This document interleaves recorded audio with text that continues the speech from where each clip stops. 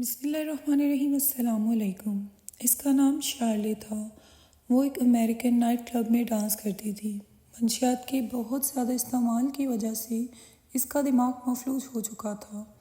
جب وہ کلب انتظامیہ کے کسی کام کی نہیں رہی تھی تو اس کو ایک پرائیویٹ ادارے کے سپرد کر دیا گیا تھا۔ نائٹ کلب میں اس کے جسم کو اس قدر نوچا کھسوٹا گیا تھا اور اس کا اس قدر جنسی استعمال کیا گیا تھا کہ وہ عقل و شعور سے بیگانہ ہو گئی تھی۔ وہ دماغ کے ایک مخصوص مرض کا شکار ہو گئی تھی جس میں انسان محض تھوڑی دیر کے لیے ہوش میں رہ سکتا ہے اور پھر دوبارہ اپنی پرانی حالت میں واپس چلا جاتا ہے۔ فلاحی ادارے نے اس کا بہترین علاج کروایا تھا مگر اس کی حالت سنبھل نہیں پائی تھی۔ چند دن پہلے وہاں بطور ایڈمن ایک نیا لڑکا آیا تھا جس نے شارلی کی حالت دیکھی تو اس نے شارلی سے پوچھا تھا کہ تم مثال میں کیسے پہنچ گئی۔ شارلی کچھ بہتر حالت میں تھی تو اس نے رو کر اپنی روادات سناتے ہوئے کہا، میرے والد محکمہ جنگلیات میں آفیسر تھے۔ ایک دن ہمارا پروگرام بنا کہ چھٹیاں گزارنے کے لیے شکاگو سے ہیوسٹن جایا جائے۔ کیونکہ سب کا متفقہ فیصلہ تھا لہٰذا ٹکٹ بک کروا لی گئی اور ہیوسٹن میں رہنے کے لیے ہوٹل کا بندوبست بھی کر لیا گیا۔ مگر روانگی سے ایک دن قبل میرے والد صاحب نے پروگرام کینسل کر دیا اور پوچھنے پر وجہ بتائی کہ جب وہاں پر جاب کرتے تھے ان کے آفس میں ایک درخت لگا ہوا ہے جس میں ایک فاختہ نے گھونسلہ بنا رکھا ہے۔ آج سارا دن فاختہ کے بچے روتے اور چلاتے رہے مگر فاختہ نہیں آئی۔ مجھے شک ہے فاختہ کسی شکاری کی گولی کا نشانہ بن گئی ہے، اس لیے میں شام کو دوبارہ آفس جاؤں گا۔ اگر فاختہ نہیں ہوئی تو اس کے بچوں کے لیے خوراک کا انتظام کروں گا اور پھر یہ میری روز کی ذمہ داری ہوگی، یہاں تک کہ وہ بچے بڑے ہو کر خود اپنی خوراک کا بندوبست کرنے کے قابل نہ ہو جائیں۔ میرے والد صاحب کی بات سن کر میری والدہ نے ان کو سائیکو پیشنٹ قرار دے دیا اور کسی بھی صورت میں ہیوسٹن جانے کا پروگرام کینسل کرنے سے انکار کر دیا۔ جب جھگڑا شدت اختیار کر گیا تو میرے والد صاحب وہیں رک گئے اور میری والدہ مجھے لے کر چھٹیاں منانے چلی گئی۔ ہم تقریباً 2 مہینے ہیوسٹن میں چھٹیاں گزار کر واپس آئے تو فاختہ کے بچے گھونسلے سے اڑ کر خود خوراک تلاش کرنے کے قابل ہو چکے تھے۔ مگر میرے والد اور والدہ کے درمیان پہلے جیسی محبت نہ رہی تھی، بلکہ میری والدہ کے دل میں بغض آ گیا تھا کہ میرے والد نے ہمارے بجائے پرندے کے بچوں کو ہم پر ترجیح دی۔ میں بھی کسی نہ کسی حد تک والدہ سے متفق تھی اور والد صاحب سے دور ہو چکی تھی۔ یہ جھگڑے شدت اختیار کرتے گئے یہاں تک کہ میری والدہ میرے والد کو چھوڑ کر اپنے بوائے فرینڈ کے ساتھ چلی گئی اور مجھے بھی ساتھ لے گئی۔ والد صاحب کو چھوڑنے کے بعد ہم نے پلٹ کر کبھی ان کی خبر نہیں لی۔ البتہ والد صاحب نے مجھے واپس لینے کے لیے 2-3 بار کوشش ضرور کی مگر میری والدہ نہ مانی اور پھر ہم اوہایو اسٹیٹ میں منتقل ہو گئے، جس کے بعد میرا اور میرے والد صاحب کا رابطہ منقطع ہو گیا۔ جب میری ماں بوڑھی ہو گئی تو ان کے بوائے فرینڈ نے میرا جنسی استحال کرنا شروع کر دیا۔ یوں ایک بار پھر میری والدہ اور ان کے محبوب کے درمیان میری وجہ سے تنازع کھڑا ہو گیا۔ میری والدہ کے بوائے فرینڈ نے انہیں گھر سے نکال باہر کیا اور وہ ایک اولڈ ہوم میں منتقل ہو گئیں۔ اس کے بعد وہ بہت عرصے تک میرا جنسی استعمال کرتا رہا اور میں کوئی مناسب جگہ اور سہارا ڈھونڈتی رہی، کیونکہ جب تک مجھے کوئی سہارا نہ ملتا میں اس شخص کے سوا کہیں اور نہیں جا سکتی تھی۔ پھر مجھے ایک نائٹ کلب میں جاب ملی تو میں نے والدہ کے بوائے فرینڈ کو چھوڑا اور یہاں ملازمت کرنے لگی اور یہیں رہائش پذیر ہو گئی۔ یہاں بھی میرے جسم کا جنسی استحال ہونا شروع ہو گیا۔ مجھے شراب اور نشہ مختلف قسم کی منشیات زبردستی پلائی پر جاتی رہی ہیں، یہاں تک کہ میں مکمل طور پر ناکارہ ہو کر رہ گئی تو مجھے اس ادارے کے سپرد کر دیا گیا اور آج میں جس حالت میں ہوں آپ کے سامنے ہوں۔ شارلی کی بات سن کر نئے آنے والے ایڈمن نے سینے سے لگا کر تسلی دی اور بتایا کہ جس شخص کو تم لوگوں نے اس کی رحم دلی کی وجہ سے چھوڑ دیا تھا، اس شخص کو بعد میں اللہ تعالیٰ نے ہدایت بخشی اور وہ مسلمان ہو گیا۔ میری والدہ ایک ایرانی خاتون ہے۔ اس شخص نے میری والدہ سے شادی کر لی۔ یوں میں نے جنم لیا۔ میری پرورش خالص اسلامی ماحول اور نظریات کے مطابق کی گئی۔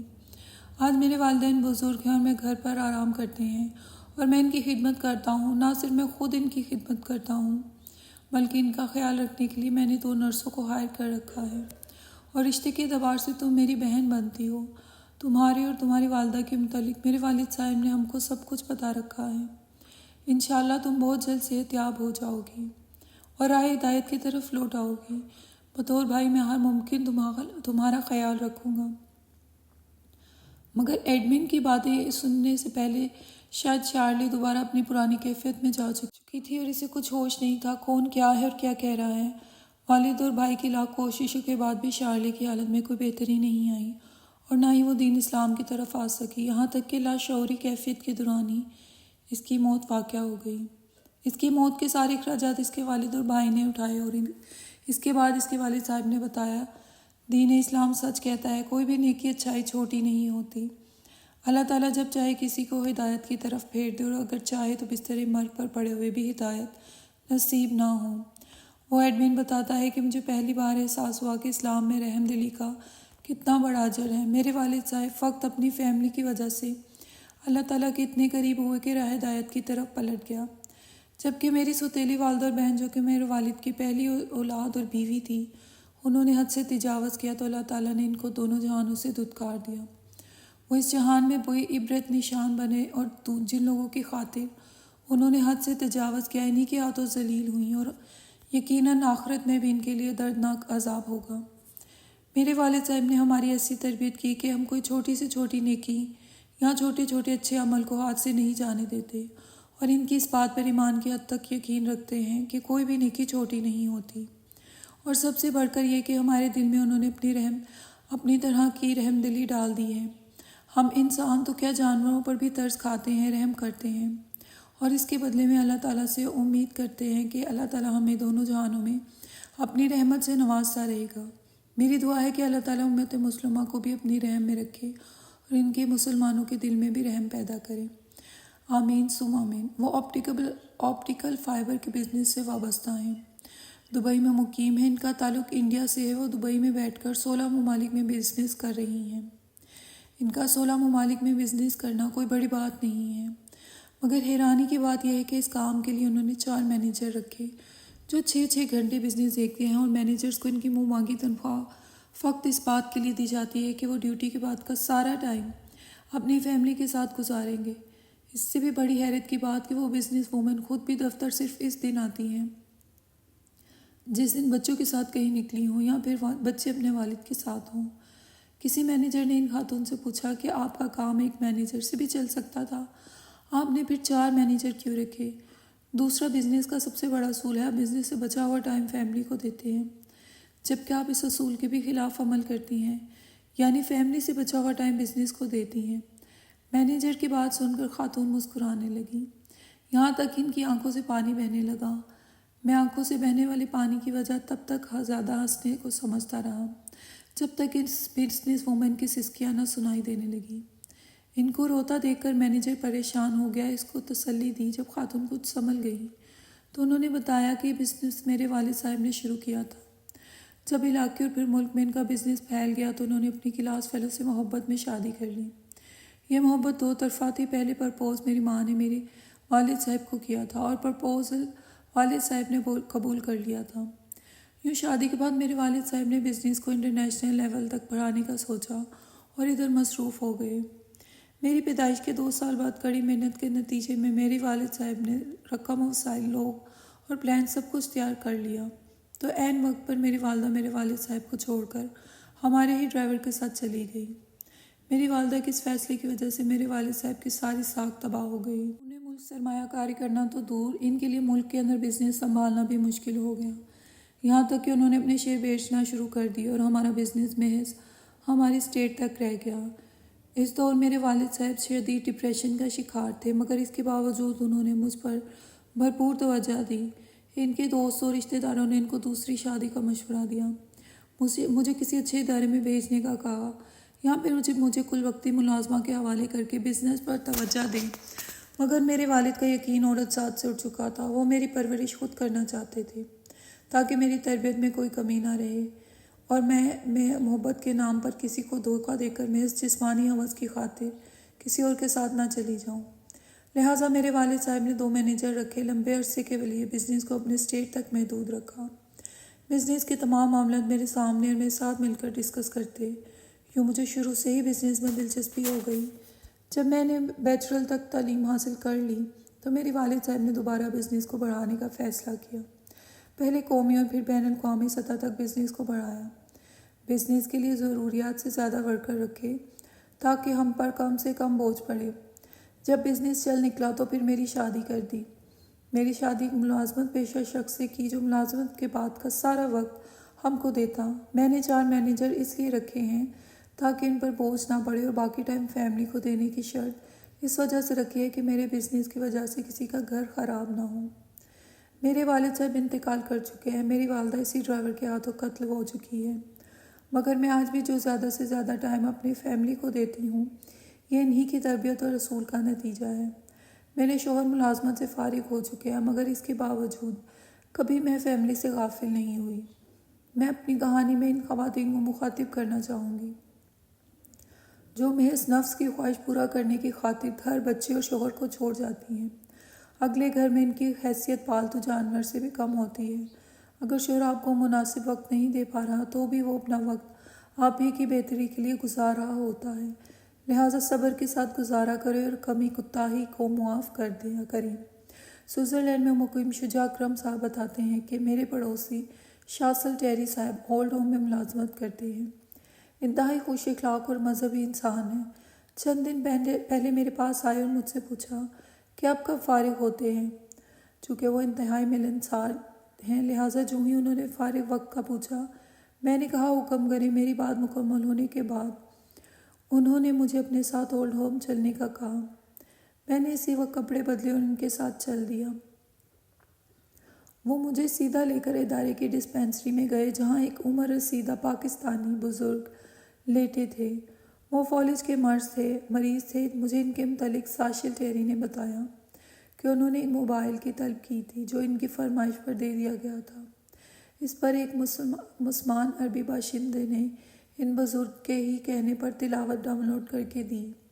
ان کو نماز کے اوقات بتانے کے لیے اذان کی ریکارڈنگ لگا کر دی۔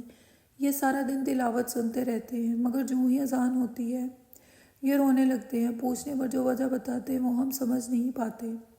آپ ان سے ان کی مادری زبان میں پوچھ کر بتائیں کہ کیا ان کو کسی قسم کی مذہبی وجوہات کی بنا پر کسی پریشانی کا سامنا ہے، کسی نے کوئی تکلیف پہنچائی ہے یا ان کو ہماری طرف سے کسی کمی کوتاہی کی شکایت ہے۔ ساشل ٹیری کی ایک مسلمان کے لیے اتنی فکر مندی دیکھ کر میرے دل میں خواہش ابھری کہ کاش یہ شخص مسلمان ہوتا۔ خیر میں نے پہلے اپنے ہم وطن سے سوئٹزرلینڈ کی مقامی زبان میں وجہ پوچھی۔ انہوں نے بتانا شروع کیا مگر میں لاکھ کوششوں کے بعد بھی ان کی بات نہ سمجھ سکا۔ اس کی بڑی وجہ فالج کا ان کی زبان پر اثر انداز ہونا تھا۔ میرے سوالات کے دوران اذان کا وقت ہو گیا۔ میں اذان کے احترام میں خاموش ہو گیا اور متاثرہ شخص کے آنسو بہنے لگے۔ اذان ختم ہوئی تو میں نے سوال اردو میں دہرایا اور مسلسل 4 گھنٹے کی تگ و دو کے بعد سمجھ پایا۔ انہوں نے بتایا میرا نام طفیل جان بلوچ ہے، میں بلوچستان سے کراچی منتقل ہوا۔ اللہ تعالیٰ کی ذات نے مجھے نوازا۔ میں نے ٹرانسپورٹ کے کاروبار سے کروڑوں کمائے اور 90 کی دہائی میں سوئٹزرلینڈ منتقل ہو گیا۔ کاروباری اور عام زندگی کے دوران مجھ سے ایک شخص سے زیادتی ہوئی اور وہ میرا گیٹ کیپر تھا۔ میں اکثر اوقات عصر کے وقت گھر پہنچ جاتا تھا۔ میرے پہنچنے پر میرا گیٹ کیپر زیادہ تر نماز پڑھ رہا ہوتا تھا۔ گاڑی کی آواز سنتے ہی وہ نماز چھوڑتا اور آ کر دروازہ کھولتا، بعد میں جا کر دوبارہ نماز ادا کر لیتا تھا۔ ایک دفعہ سخت سردی کے موسم میں ہلکی ہلکی بارش ہو رہی تھی۔ میرے گیٹ کیپر کو ہلکا ہلکا بخار تھا۔ اس کی بیٹی جو کہ ہمارے گھریلو ملازمہ تھی، گیٹ کیپر نے اس کی ذمہ داری لگائی کہ صاحب کی آمد پر میری دروازہ کھولنا، دیر نہ کرنا اور خود کمرے میں ہی نماز ادا کرنے لگا، کیونکہ سردی، بارش اور بخار کی وجہ سے باہر نماز پڑھنا ممکن نہ تھا۔ اس کی بیٹی جو گیٹ پر بارش میں کھڑی میرا انتظار کر رہی تھی کو میری بیگم نے آواز لگائی اور گھر کے کام پر لگا دیا۔ اسی دوران میں دروازے پر پہنچ گیا۔ میں نے کچھ دیر انتظار کیا، پھر ہارن دیا۔ ہارن کی آواز سن کر میرے گیٹ کیپر کی بیٹی دروازے کی طرف دوڑی، مگر اس کا پاؤں پھسلا اور منہ کے بل گر گئی۔ اسی دوران میری بیٹی دوڑی ہوئی آئی اور دروازہ کھولا۔ میں نے گاڑی گیراج میں کھڑی کی اور سیدھا گیٹ کیپر کی طرف بڑھا۔ مجھے غصے میں گیٹ کیپر کے کمرے کی طرف بڑھتا دیکھ کر اس کی بیٹی بھی میرے پیچھے آ پہنچی۔ جب میں کمرے میں داخل ہوا تو گیٹ کیپر دیوار کا سہارا لے کر کھڑا ہونے کی کوشش کر رہا تھا۔ میں سخت غصے میں تھا کہ ایک تو دروازہ دیر سے کھلا اور دوسرا میری بیٹی اتنی سخت سردی میں دروازہ کھولنے آئی تھی۔ میں نے جا کر گیٹ کیپر کو دھکے دینا شروع کر دیے۔ اس کی بیٹی بیچ میں آئی تو اسے بھی دھکے دیے، تھپڑ مارا۔ گیٹ کیپر نے اپنی صفائی دی، مجھے سمجھایا کہ وہ بیمار تھا، اندر نماز پڑھنے لگا اور بیٹی کی ذمہ داری لگائی کہ سامنے کھڑی رہو۔ جو ہی صاحب کی گاڑی آئی دروازہ کھولنا، مگر اتنی دیر میں اسے اندر بیگم صاحبہ کی طرف سے بلا لیا گیا۔ اس وجہ سے دروازہ کھولنے میں دیر ہو گئی، مگر میں نے ان کی کوئی صفائی نہ سنی اور بنا ان کو تنخواہ بھی ادا کی ان کو ملازمت سے فارغ کرتے ہوئے کہا، تمہارے پاس نماز پڑھنے کے لیے صحت تھی مگر دروازہ کھولنے کے لیے نہیں۔ میرا گیٹ کیپر اکثر اوقات مجھے نماز کے فیض و برکات سمجھاتا رہتا تھا۔ آج بھی اس نے کہا تھا، ایک سجدے کے بدلے 100 نوکریاں قربان، اور اپنا سامان اٹھا کر چل دیا۔ جاتے ہوئے بھی مجھے کہہ گیا کہ مال و دولت اور اولاد آزمائش ہے، اللہ تعالیٰ کے سامنے جھک جاؤ، گو کہ اس کی بات غلط نہ تھی۔ مگر مجھے پھر بھی اس پر غصہ آ گیا۔ میں گھر آیا، پانی پیا اور گاڑی میں بیٹھ کر باہر نکل گیا۔ میں نے راستے میں ان دونوں باپ بیٹی کو دیکھا، گاڑی سے ٹکر ماری اور آگے بڑھ گیا۔ مجھے نہیں پتا وہ لوگ مر گئے یا بچ گئے، مگر میرے خلاف کوئی قانونی کارروائی نہ ہوئی۔ ایک عرصہ تک پاکستان رہا اور پھر بچوں کی ضد پر یہاں منتقل ہو گیا۔ یہاں آنے کے بعد میرے بچوں کا رویہ ایسے ہو گیا جیسے میں ان کا نہیں، وہ میرے باپ ہیں۔ پھر مجھے فالج کا اٹیک ہوا تو ان کا محتاج ہو گیا۔ انہوں نے بجائے میری خدمت کرنے کے مجھے یہاں چھوڑ دیا اور اب یہی میرا بستر مرگ ہے۔ میری سب سے بڑی خواہش بنا کسی سہارے کے اللہ تعالیٰ کے سامنے سجدہ کرنا ہے۔ یہی وجہ ہے کہ جب بھی اذان ہوتی ہے میں رو پڑتا ہوں۔ مجھے اپنی بے بسی پر رونا آتا ہے تو فیل جان بلوچ صاحب کی بات سن کر میں نے توبہ استغفار کی اور ان کو بھی اسی عمل کی نصیحت کی۔ اس کے بعد ڈیڈی کو بلوچ صاحب کے ساتھ تعاون کرنے کی التجا کر کے واپس آ گیا، مگر کئی دن تک چین سے سو نہیں سکا۔